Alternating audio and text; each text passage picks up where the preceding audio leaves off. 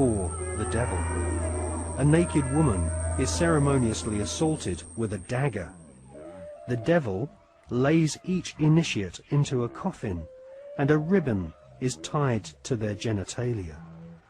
Everyone is encouraged to divulge their entire sexual life history whilst masturbating. With all their innermost secrets known to the other bonesmen, the new initiates are threatened with blackmail if they ever reveal the secrets of this Masonic order. At this point, they are dressed in long robes and rechristened with their occult names. The Don Quixote character taps each member on the shoulder with a silver sword and proclaims, "By our order, I dub thee Knight of Eulogia," indoctrinating the children of America's elite families, who go on to become the captains of industry, banking, law, military, and the media. Well, to understand the philosophy of the Skull and Bones Society, you have to understand the philosophy of 18th and 19th century Germany, with people such as Hegel.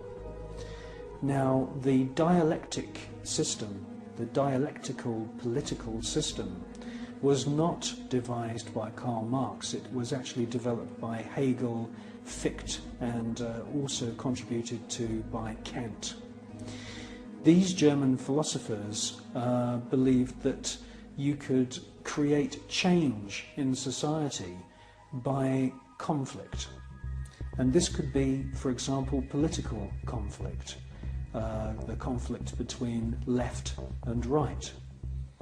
From this conflict, a new political system would come about, and this would be a synthesis of the two views.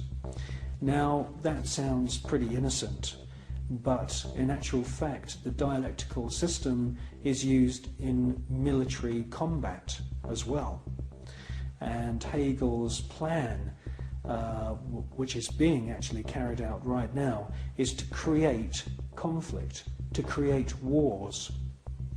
And through the creation of wars, several things happen. First of all, the companies which manufacture the missiles, the guns, the bullets, the uniforms, and all of the paraphernalia to do with warfare, all make huge profits. Secondly, there is a culling of the male population. Since the 1950s, we've had several reports from think tanks that feed information into the European Union, the British government, and also the American government, which are recommending depopulation.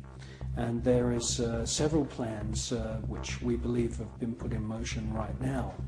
And obviously war is one way of depopulating the planet.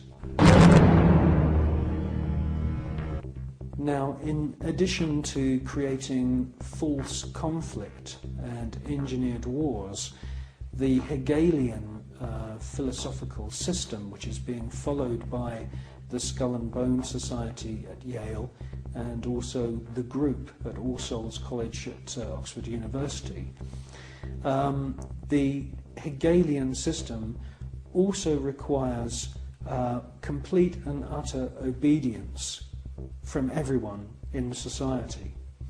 The idea of freedom, freedom of thought, freedom of the individual to choose what they want to do with their lives doesn't come into play at all under this German Hegelian system.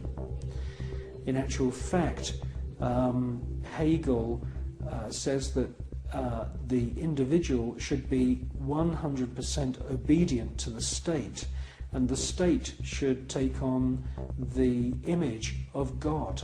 It's like the Freemasonic rituals. You know, you talk to Freemasons, the vast majority of Freemasons not trying to manipulate anyone, not on a mass scale anyway. And they'll say, so what about these rituals, mate? Oh, I don't know.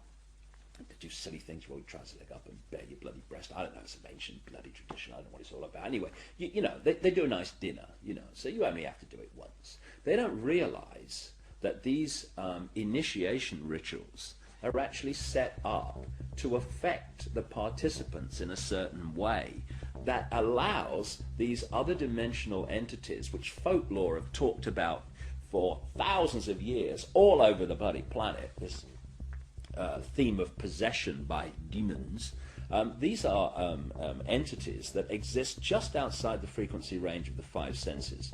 Because, you know, again, because of the suppression of basic knowledge of who we are and the nature of life, we become child's play to manipulate. For instance, people look through their eyes and they think they're seeing everything in the space they're looking at. No, they're seeing a fraction of it. They're seeing a tiny frequency range that the five senses can access. Just like if you tune to radio 1, you get radio 1. You don't get radio 2, you get radio 1. And this is why, you know, if there was a cat in this room now, it might be reacting to what is to us here empty space. But it's not empty space to the cat because it has a greater visual frequency range.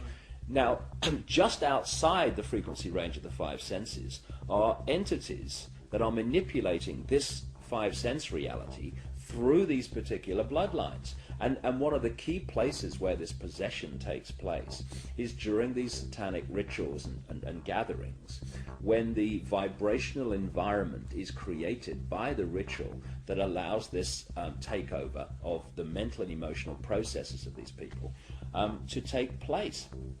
And this is why you'll meet so many people who've known famous politicians and staff when they started in politics or before they came into politics.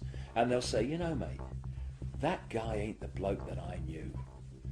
Well, mentally and emotionally, that's literally true in a lot of cases because of this possession that takes place. And people think it's kind of far-fetched and it's mad, and that may happen in Babylon, but not now. Well, please. That very thought is the greatest defense mechanism this grotesque conspiracy has to protect it. Now, in the Hegelian system, the state is all-powerful, so we should ask ourselves, what is the state? Well, the state is the elite. The state is the royal, aristocratic hierarchy who are able to maneuver and live their lives in any way that they choose because they are super wealthy. Now, let's just talk about super wealth and super wealthy people.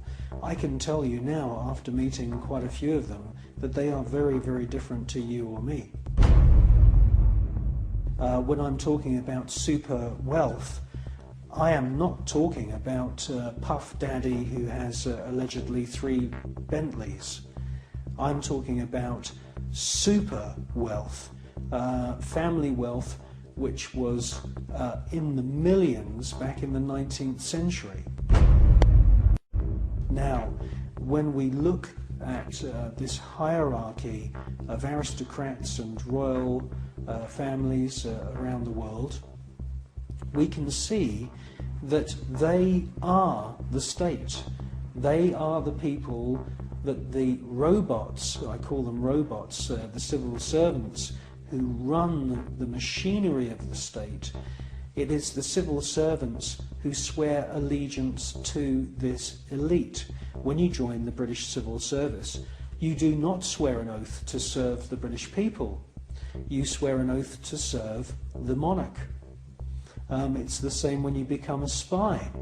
When you join MI5 or MI6 or any of the other DI or MI agencies, and there's many of them run by the British government, you are swearing allegiance to serve the reigning monarch, not the British people. A 49-year-old unidentified man went berserk last Where did she get her view of the world? Shotgun. 14 people are dead, including 3 Who will be her children. role models? What values will she have? Whose child is she? Yours or the network's?